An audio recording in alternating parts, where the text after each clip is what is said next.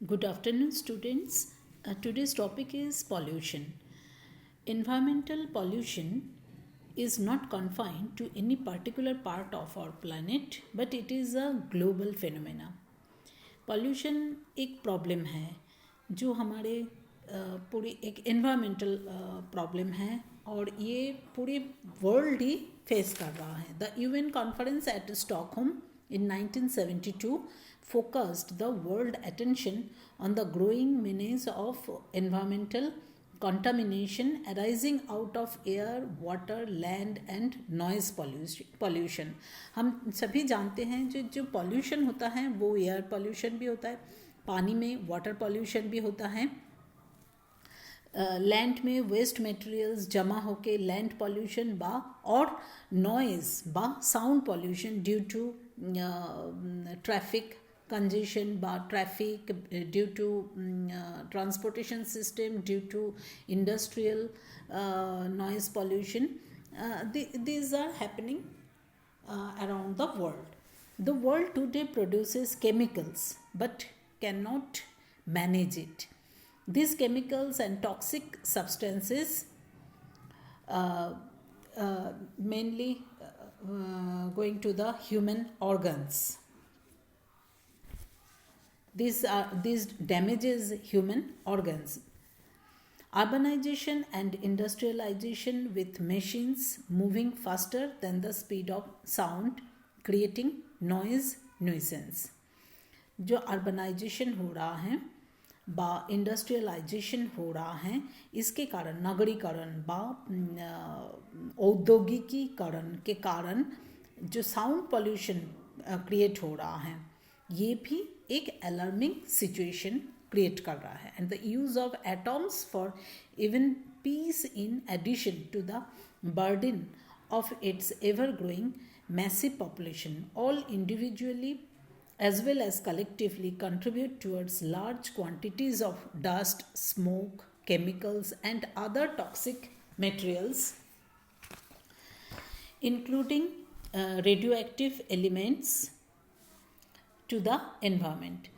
Gases to air, chemicals and organic waste, toxic gases to air, chemicals and organic waste to the river and sea water. प्रतिनियत तो हम देखते हैं दिन प्रतिदिन जो टॉक्सिक गैसेस हैं वो एयर में मिश्रित हो रहा है. केमिकल्स व ऑर्गेनिक जो वेस्ट है वो रिवर व सी वाटर में जाके मिल रहा है. तो pollutants and pesticides to soil, land run off and organic water to public streams. In mining areas, air pollution causes numerous respiratory diseases, and eye ailments and its wastes pollute streams and rivers.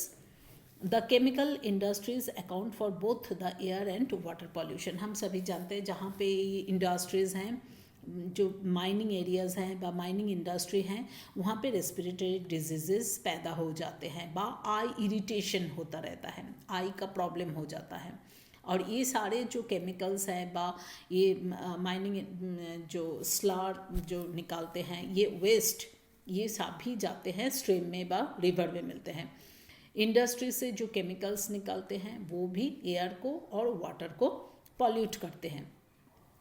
Therefore, I have divided the causes of pollution in different divisions like relief, causes of pollution, relief, wind direction, water flow, उच्चाबच.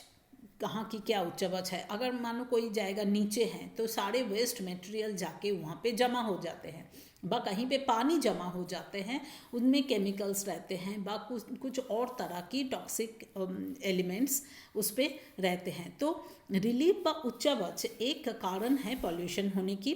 Wind direction, किस तरफ wind प्रवाहित हो रहा है, मानो wind direction जिस तरफ होगा वहाँ पे दूसरी तरफ से अगर कोई टॉक्सिक गैसेस आ रहे हैं तो उस तरफ फ्लो हो जाएगा.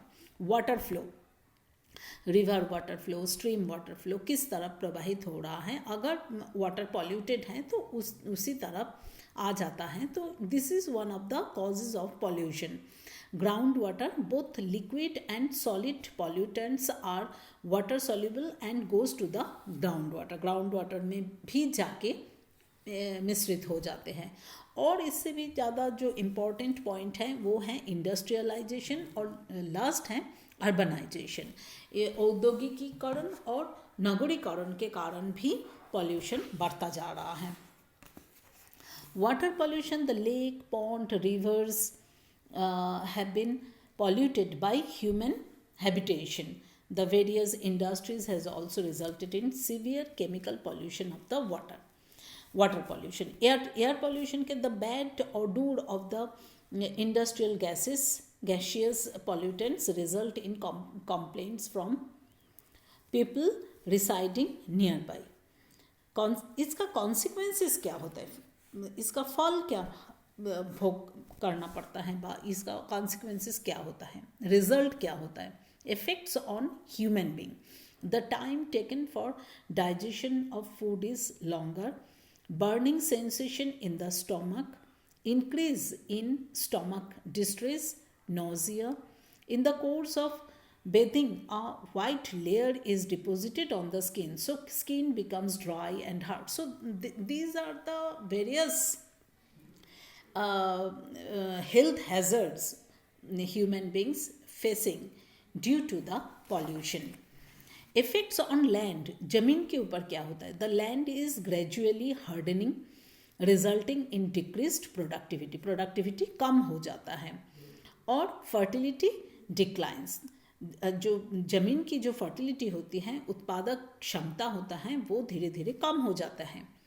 और इस पॉल्यूशन की कुछ इफेक्ट एनिमल के ऊपर भी है. Effects on animals, number one, animals avoid drinking the polluted water, so they are taken long distances for drinking water. Number two, due to the lack of vegetation, availability of fodder for animals has also fallen. This is weakening the animals. Animals को खाने की जो fodder हैं वो भी कम हो जाता है, क्योंकि पॉल्यूशन के कारण वेजिटेशन कम हो जाता है. वेजिटेशन कम होने के कारण इनकी फॉडर बा इनकी जो खाद्य वस्तु है वो कम हो जाता है. Fall in quantity of milk, जो गाय व बकरी जो दूध देते हैं, ऐसे जो पालतू हमारी डोमेस्टिक एनिमल्स हैं, उनका मिल्क प्रोडक्शन की कैपेसिटी भी कम हो जाती है. So fall in quantity of milk. So these are the consequences on human beings, on land, on animals due to the pollution. Thank you.